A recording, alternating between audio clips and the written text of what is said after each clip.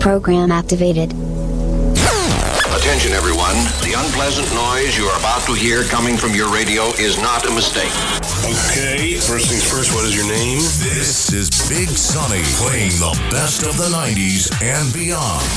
Are you ready for this? Yeah. Radio in motion. Please do not turn off your radio, but turn up the volume on your receiver as high as it can go. All right, here we go. Radio in motion.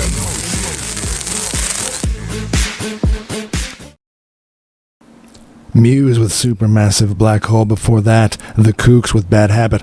All part of tonight's Dark Matter, sort of the darker side of rock. But now we're going to do another installment of The Ugly Truth. The truth is ugly, but it can set you free. We're going to dive into Hollywood. I don't know where truth lives in Hollywood, but I feel like Hollywood is tending to get confused by its own rules, and this is talking about the Barbie movie and Margot Robbie apparently getting an Oscar snub, not being nominated.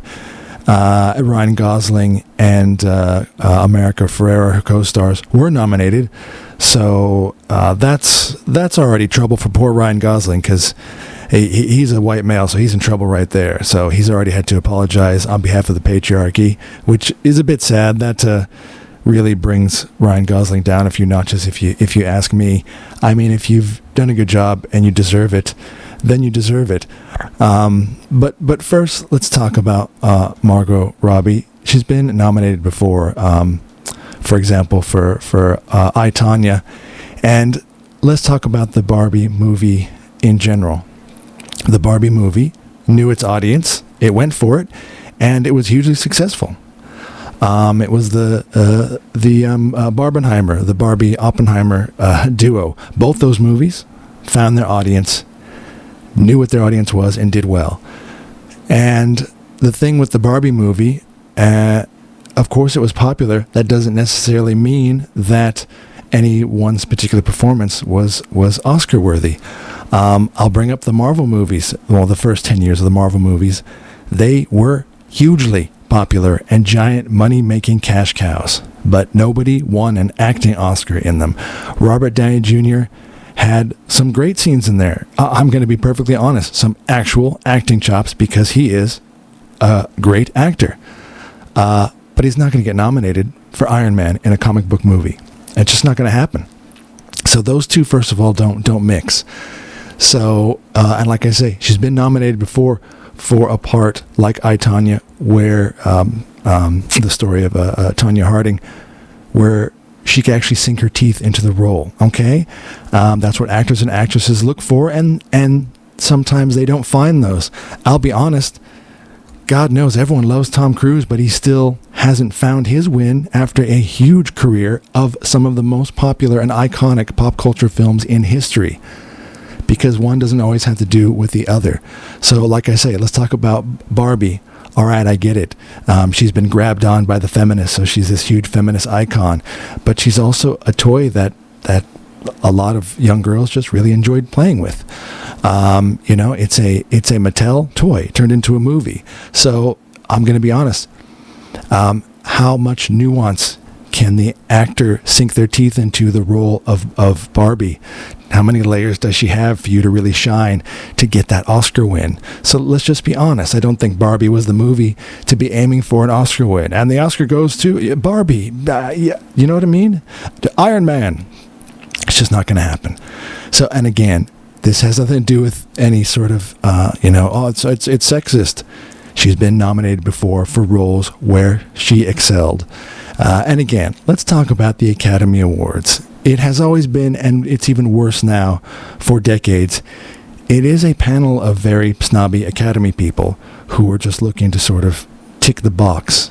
I'll be honest, though, in the past, popular movies were also Oscar-winning movies. Isn't that interesting? Not now, though. Usually the Oscar-winning movie is one you never heard of. But look, she won a Trailblazer Award, and I think that's great. That was probably just to avoid the feminist uprising. Again, I'm all for that. If you win an award for something you have achieved, that is fantastic. And God knows people in Hollywood they love to give themselves awards. I know Margot Robbie is Australian, but I feel like once you get sucked into that Hollywood lifestyle, they never come back. There's two Aussie actors that I think didn't get sucked into the Hollywood life. Mel Gibson is one of them, and I'm going to be honest, the other is Brian Brown. He's true blue Aussie, mate. Brian Brown, are you kidding me? Brian Brown was never sucked into the Hollywood life. He is still Aussie ass, and that's awesome. But I think a lot of the other Australian actors, once they get there, their mind is infected and it takes over. So this Trailblazer Award, again, kudos to her. That's great. But I hope she's not like, I'm not saying she's not a trailblazer, but I remember Jennifer Lawrence talking about the Hunger Games movie, pretty much telling the reporters, yeah, you know, for the first time in history, I am the first, female action star. So that's a perfect example of someone who has no idea about the history of movies in general. You're the first action star, female action star. Oh, right. So like Sigourney Weaver as Ripley in Aliens, which kicked ass in several movies. You mean Linda Hamilton as Sarah Connor in Terminator, who earned her place as a badass. Gal Gadot as Wonder Woman, even to a lesser extent, Angelina Jolie, Tomb Raider. I could go back as far as Katharine Hepburn. I'm just saying, there have been women trailblazers. None of you are the first. You're just following in those footsteps of the trailblazers. Let's be real there.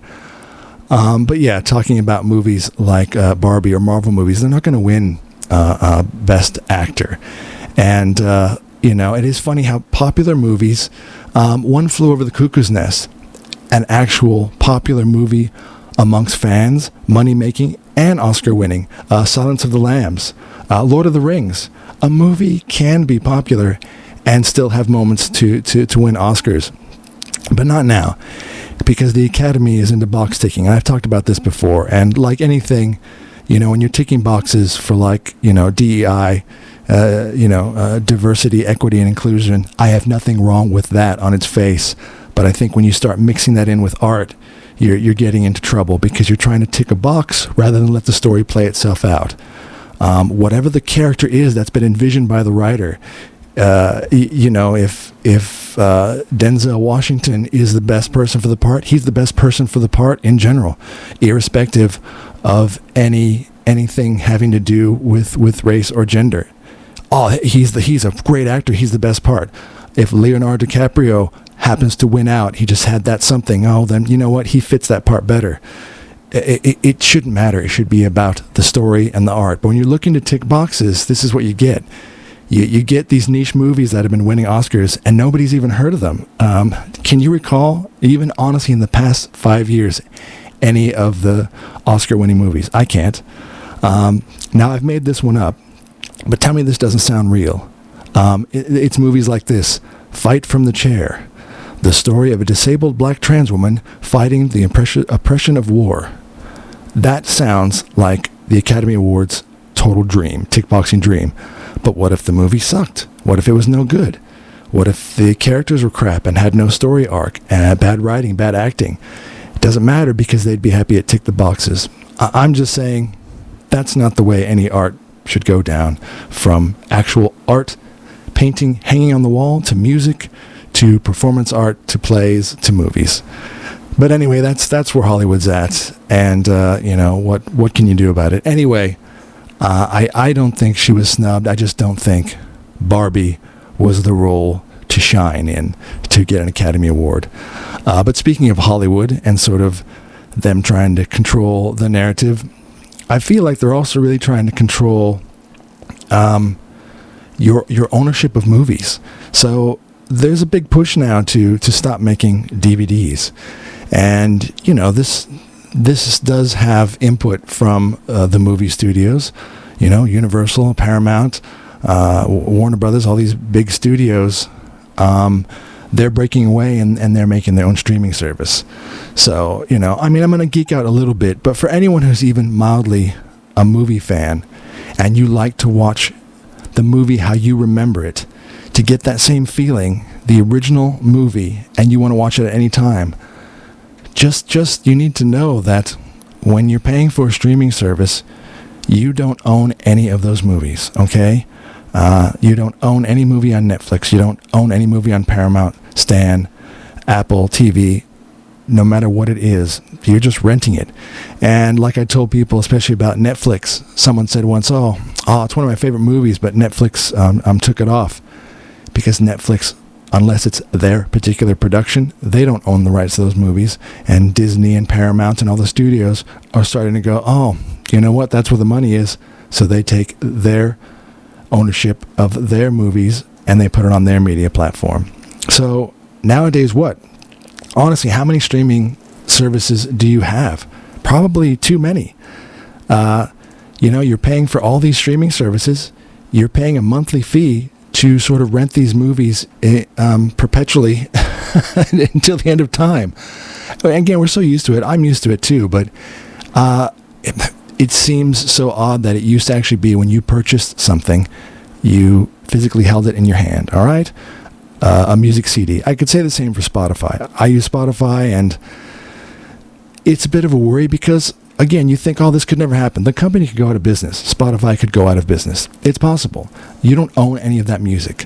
So I'm going to get down to something specific. So you say, oh, but I've been buying movies, digital movies, and they're mine.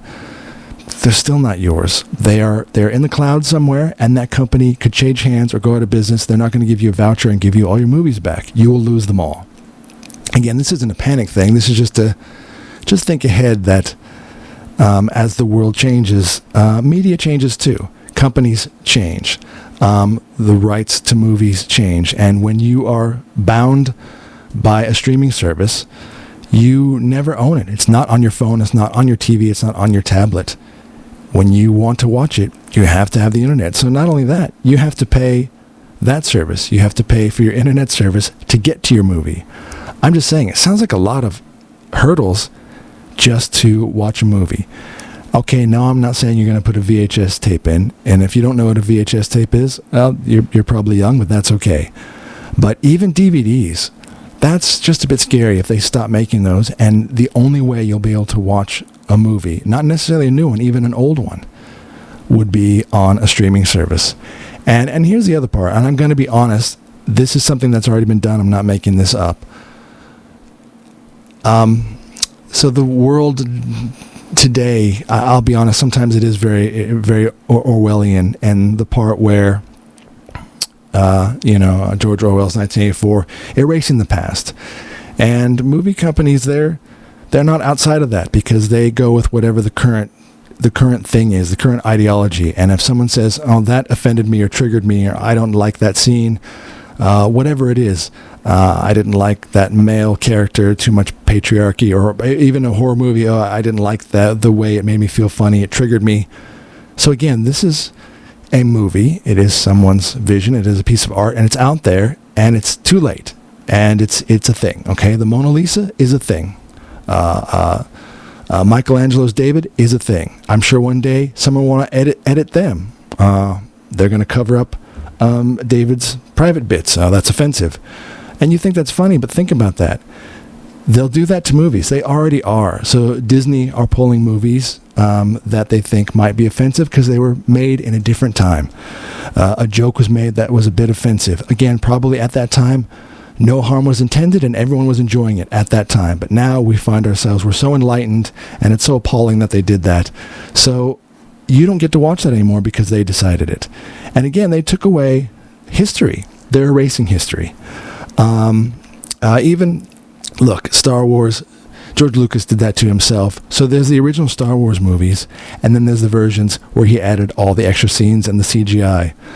I'm going to be honest, those are actually more annoying, and I miss the originals. But do you know that he made absolutely certain that on every streaming platform possible, and even the latest DVDs, the original versions don't exist unless you have them somewhere, unless you have them on a VHS or a DVD yourself. They do not exist. You can't purchase them today. Only the ones he wanted. Now, again, he owns them. He can do what he wants. Spielberg did that too with E.T., the scenes where the FBI guys had the shotguns when the kids are flying with E.T. They replaced it with walkie-talkies. Again, I'm not going to get into what's right or what's wrong or it shouldn't have been guns. The point is that piece of art was out there. That motion picture was a final, complete product put out there to the world, hugely popular. Everyone is used to it. That's E.T. That's the scene. That has that feeling that you get when you watch it. And then it was changed. And again, and you can look these things up, but they're starting to want to do this to things like James Bond. You could imagine James Bond, the earlier years, the 60s version of James Bond is certainly problematic today. He is just certainly a chauvinistic male, and everything the super feminist would hate about a male character. But that James Bond was a James Bond for that time, and again, it is a piece of art. It came from the books and a story turned into movies, played by a character, and that's what they are. They're part of history. Rock and Roll Hall of Fame. A song goes into the Rock and Roll Hall of Fame. I hope it's the original because that's the history of it. A song from the 50s, that's what it is. You go, wow. And even if it is something that nowadays we look back and you say, oh, that wasn't the right thing, whatever the thing is. Okay, well, you know how you can figure that out? By looking back at that one and going, it exists. We're not happy with it now, but we will recognize that it existed back then and it still has merit, and it shows us history. If you erase history, you're bound to repeat it. I know I'm getting deep, but that's what's going to happen with movies. They will start altering them. 100%. They're already putting disclaimers in front of movies. They want to put them in front of the James Bond movies. These scenes are maybe offensive because James Bond's just doing his James Bond swagger. Again, that's the choice of the viewer, isn't it? That's my choice. I can choose whether I want to watch that or not. When they make the choice for you, you no longer own the movie. It's not a movie. It's just an intangible thing that can be changed as it goes. I just think that's weird. I think that's weird for anything that someone has created and put out there. So look, just think about that. Think about maybe getting back into DVDs or even, think about ripping DVDs and putting them on a hard drive. I get it. It's a headache. It's so much easier. Just turn on the streaming, and there they all are. If you're not a huge movie buff, then you won't care. But if you are a movie buff, I hope you've kept your DVDs because they're of huge value. And they're a testament to how that movie was when it came out. And you know for a fact, unless someone breaks in your home and re-edits it somehow, it's going to be the same movie that was intended for original release. And I think that's an important thing, again, for anything that someone has created, any piece of art, and that includes movies. So yeah, just think about that. Streaming, you're just renting it. You're renting the same movie over and over again. You like 200 movies on there? You're renting them forever. Wouldn't you rather own them? And yeah, I know they're making it hard. So look, maybe we can, as a voice, collectively push back and say, never stop making physical media. It should always be an option for someone who wants to buy it and own it, as opposed to renting it for life. So those are my thoughts on physical media. I know I geeked out there, but hopefully you found some value out of that, and maybe you'll dig out an old DVD and probably the DVD player too. But look, there's lots of other ways to physically own movies in your home and not be bound to a streaming service. All right, thanks for joining me tonight. More great music up next on Radio Motion. Tonight's episode, Dark Matter, the darker side of rock. We'll be right back after a word from our sponsors.